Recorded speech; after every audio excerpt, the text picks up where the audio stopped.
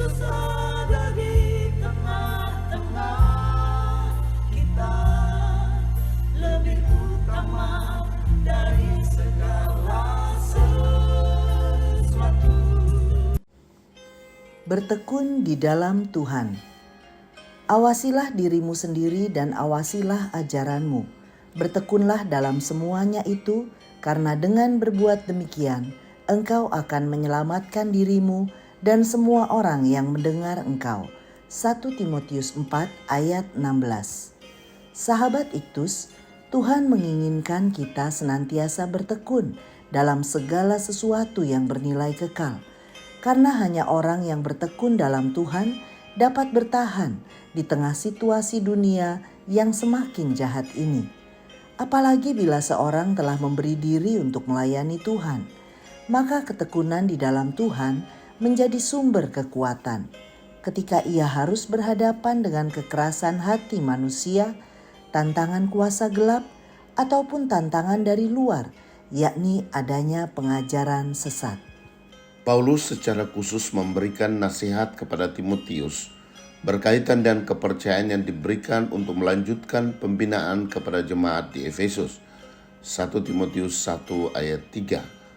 Khususnya dalam hal menanggulangi ajaran-ajaran sesat. Rasul Paulus menginginkan agar jemaat di Efesus tetap bertekun dalam kitab-kitab suci. Kitab-kitab suci berarti semua kitab yang pada masa itu belum dijadikan satu buku. Ada beberapa hal yang dapat dipelajari tentang nasihat Paulus untuk bertekun. 1. Apakah arti bertekun? Ayat 13 dan ayat 16.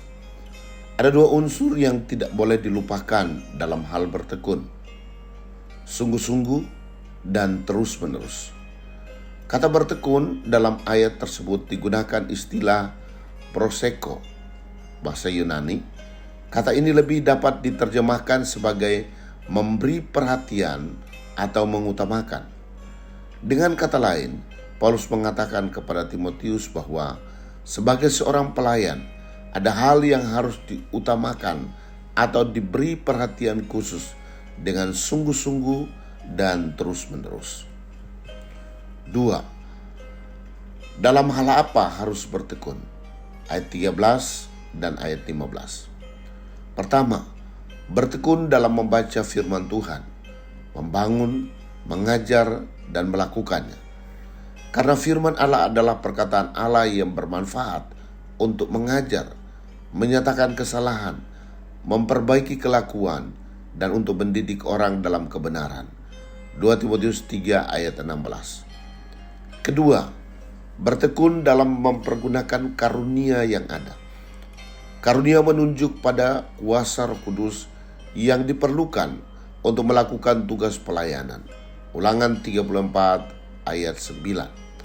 Hanya dengan kekuatan Roh Kudus dan kekuatan firman, seorang dapat melakukan tugas pelayanannya secara efektif. 3.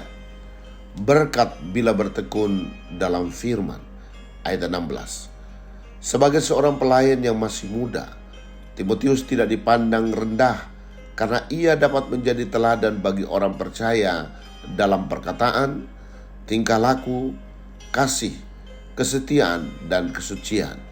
Bandingkan ayat 12. Dengan demikian, ia menyelamatkan dirinya sendiri, tetapi juga semua orang yang mendengarnya. Menyelamatkan dirinya dari hukuman Allah karena ia tidak menyesatkan orang lain. Ingatlah bahwa ada hukuman berat yang dapat diterima oleh orang yang menyesatkan orang lain. Matius 18 ayat 6. Tetapi orang-orang yang diajar oleh Timotius pun terhindar dari penyesatan. Sahabat Iktus yang dikasihi Tuhan, apakah firman Tuhan telah menjadi hal utama dalam hidupku?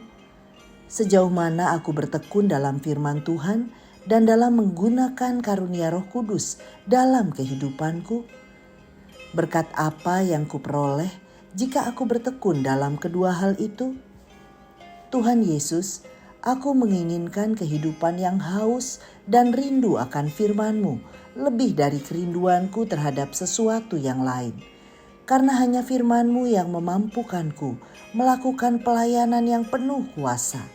Ya Allah Roh Kudus, berilah penerangan dalam hatiku untuk memahami firman-Mu, sehingga aku dapat membangun orang lain dengan kebenaran firman. Aku percaya berkat Tuhan mengalir dalam kesukaanku akan firman-Mu. Amin.